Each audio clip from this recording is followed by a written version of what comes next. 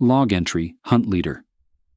Kalen Corporate Sponsor, Xylo Corp Mission, Trophy Hunt, Planet designated 7 SETI G Cycle 1, Day 1. The air on this world is rich, thick with the scent of unknown pollens and damp, fertile earth. A perfect hunting ground. My team, Rykor, Jorich, and Silen, are in high spirits, our powerful muscles twitching with anticipation. We are Vreen. The galaxy knows our name. We are the finest hunters, the fastest sprinters to ever evolve, a living testament to the power of the explosive kill. This world, untouched and teeming with life, will offer a worthy trophy for the Xylo Corp exhibition halls. It was on a great sun-scorched savanna that we found our quarry. It was bipedal and strangely symmetrical, with shockingly little body hair revealing soft, pinkish-brown skin that looked unforgivably vulnerable. It carried a sharpened stick. A stick. Jorich let out a sharp, barking laugh. Is that our quarry, Kalen? It looks soft, pathetic. The client's request was for the dominant life form, I replied, my voice calm and assured. This is all our deep-range scans could find that fits the criteria. We'll make it quick. A clean wound to test its mettle, a short chase to savor the kill. Rykor, if you would. Rykor, our marksman, nodded, his eyes gleaming. His aim is as legendary as his speed. He raised his pulse rifle, the weapon humming softly. It hissed, and a searing beam of light struck the creature in the fleshy part of its upper leg. It screamed, a high, guttural sound of pure pain, and fell to the ground, writhing. We advanced, our 3-toed feet thrumming against the packed earth, ready for the end. But it didn't end. The creature, its face a mask of agony, pushed itself up. It tore a strip of cloth from its strange coverings, wrapped it tightly around the bleeding wound, and then it began to jog. A clumsy, limping, ridiculously slow jog. We laughed, the sound sharp and confident in the alien air. The chase was on. Cycle 1, Day 4. The joke is beginning to wear thin. For 3 full cycles, the creature has not stopped. Its shambling, awkward pace has not ceased. Through the blistering heat of midday, it jogs. When the twin moons rise, casting long, eerie shadows across the plains, it slows to a steady, relentless walk. It must be about to drop, Silen muttered, his own powerful legs bunching and releasing as we loped along at a trivial pace behind it. Its stamina is illogical. We could close the distance in heartbeats. We have done so a dozen times, just to watch it stare back with wide, terrified eyes before turning and continuing its hopeless flight. It consumes water directly from streams, without purification. It chews on native plants that should be toxic. Its biology is a disgusting, baffling miracle. We rest in short, powerful bursts, as all sane, efficient creatures do. But our rests are becoming longer. The creature's pace, however, never truly falters. Cycle 2, Day 9. It led us out of the savannas and into a dense, humid jungle.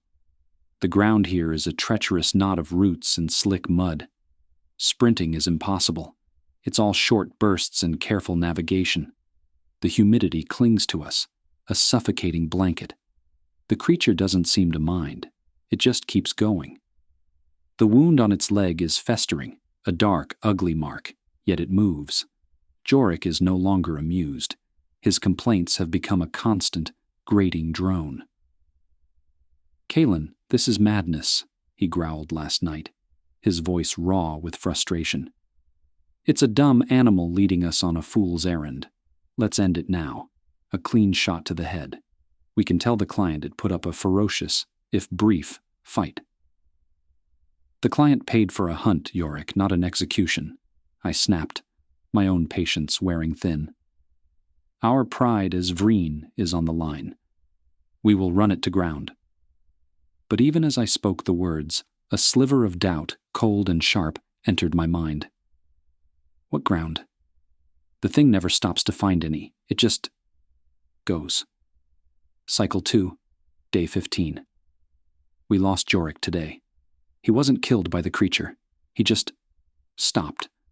His leg muscles, designed for the glorious, world-blurring explosion of a sprint, had been shredded by the endless, grinding marathon. He collapsed, his body spasming from dehydration and metabolic exhaustion. We tried to help him, to force water down his throat, but the creature never stopped. Its steady, rhythmic footsteps were a death knell echoing from the dense foliage ahead. To stay with Jorik was to be left behind by our quarry. "We can't just leave him," Rykor pleaded, his voice tight with an emotion I couldn't afford to acknowledge.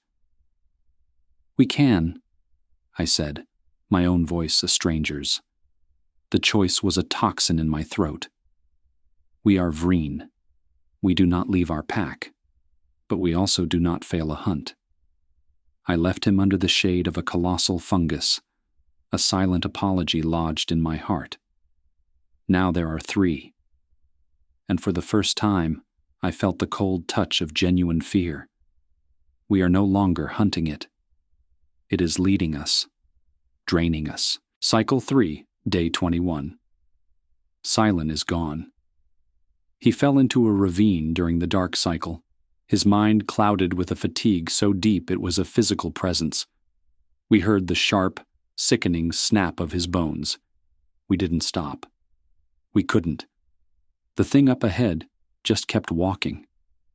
The sound of its passage through the undergrowth is the only constant in this green hell, a maddeningly steady rhythm. Rykor and I no longer speak. We just run, flee. Our powerful legs, the pride of our species, feel like stone columns, heavy and unresponsive. Our high-performance metabolisms are screaming for fuel, for rest. We are starving. The creature somehow finds sustenance. It eats insects. It gnaws on roots. It seems to be getting stronger, its limp less pronounced. It feels like it is adapting, while we are breaking. Cycle 3, Day 29. We saw it clearly this morning. It had stopped by a stream, not to drink, but to work. It was sharpening its stick with a flat gray rock, its movements patient and methodical. When it saw us emerge from the trees, it didn't look scared anymore. There was no terror in its eyes. There was assessment. It looked patient. That was when Rykor broke. "No more," he roared, a sound of pure anguish and rage. "I am Vreen. I am a hunter." He charged. It was a magnificent, desperate burst of speed, the last glorious dregs of his phenomenal power. For a single moment, he was a blur of Vreen pride. The creature didn't run.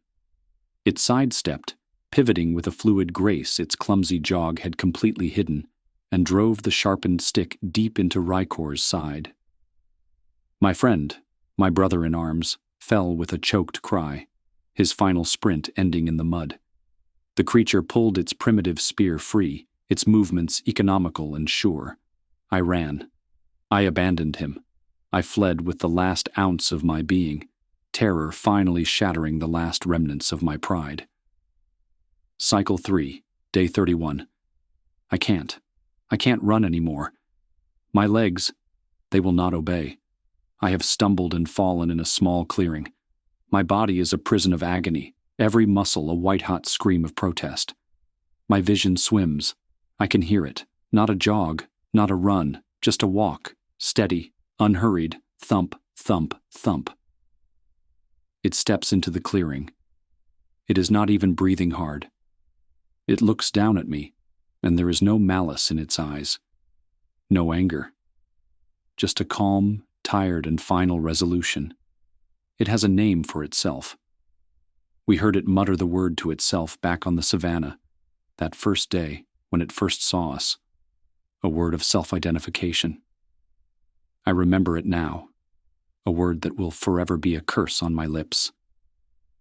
The creature raises its spear.